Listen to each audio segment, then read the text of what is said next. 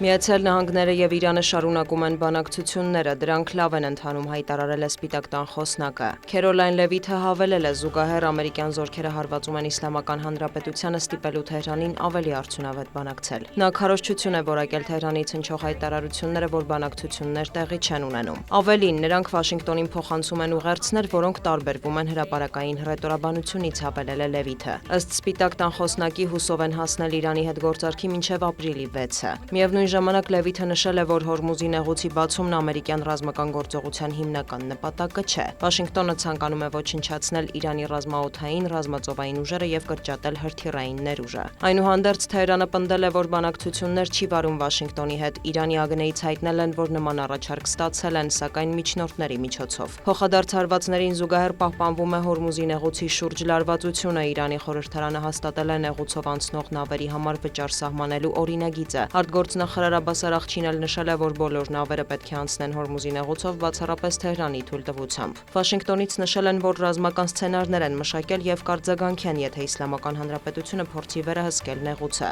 Ամերիկյան կողմը նաեւ դժգոհ է, որ ՆԱՏՕ-ի երկրները չեն օգնում ԱՄՆ-ին Իրանի դեմ գործողություններում։ Եթե որոշեինք դուրս բերել մեր զորքերը Եվրոպայից, դա կնշանակեր ՆԱՏՕ-ի վերջը, ընդգծել է պետքարտուղար Մարկո Ռուբիոն։ Համաշխարհային էներգետիկ ճգնաժամը մեկնաբանել է Իսրայելի վարչապետը Բենյամին Նեթանյահուն կարծիք է հայտնել, որ Պարսից ծոցից ամբողջ նավթն ու գազը կարող են Սաուդյան Արաբիայով ուղղվել դեպի Կարմիր ծով, այնուհետև իսրայելական նավահանգիստներ։ Այդպիսով կարելի է շրջանցել աշխարհագրական փակուղին, մանրամասնել է Նեթանյահուն։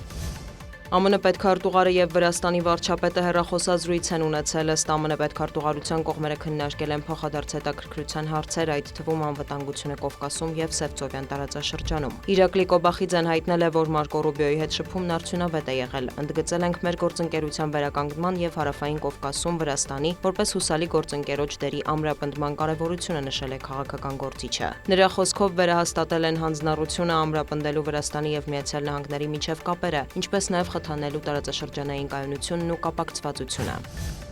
Վոլոդիմիր Զելենսկին հայտարարել է, որ պատերազմը դադարեցնելու համար ԱՄՆ նախագահ Դոնալդ Թրամփը եւ նրա թիմը պատրաստ են ճնշում գործադրել Ուկրաինայի վրա, պահանջելով գնալ տարածքային զիջումների։ Հարկ է նշել, որ պետքարտուղարությունը հերքել է այս պնդումը։ Ուկրաինայի նախագահը տեղեկացրել է, որ վերջերս Մայամիում Սպիտակ տան հատուկ բանագնացներ Սթիվ Ուիտկոֆի եւ Ջարեդ Քուշների հետ բանակցությունները ոչ մի արդյունք չեն տվել։ Ես վստահ եմ, որ նախագահ Թրամփը եւ նրա թիմը ցանկանում են դադարեցնել պատերազմը, բայց մենք չենք պատրաստվում հատուցել դրա համար, շեշտել է Զելենսկին։ Ավելի վաղ Վոլոդիմիր Զելենսկին մեկնաբանելով ռուս-ուկրաինական բանակցություններում դադարը հայտարարել էր, որ դիվանագիտական ջանքերը դեռևս փակուղում չեն, իսկ Վաշինգտոնի միջնորդությամբ եռակողմ հանդիպումը հետաձգվում է, քանի որ ԱՄՆ-ն այժմ կենտրոնացած է Իրանի վրա։ Ուկրաինայի նախագահը պատրաստակամություն է հայտնել շարունակելու բանակցային գործընթացը ցանկացած ձևաչափով։ Ռուսաստանի ԱԳՆ-ից էլ նշել են, որ Կիևի թիմի հետ հանդիպման ամսաթվերը դեռևս հայտնի չեն, սակայն Մոսկվան պատրաստ է դրան։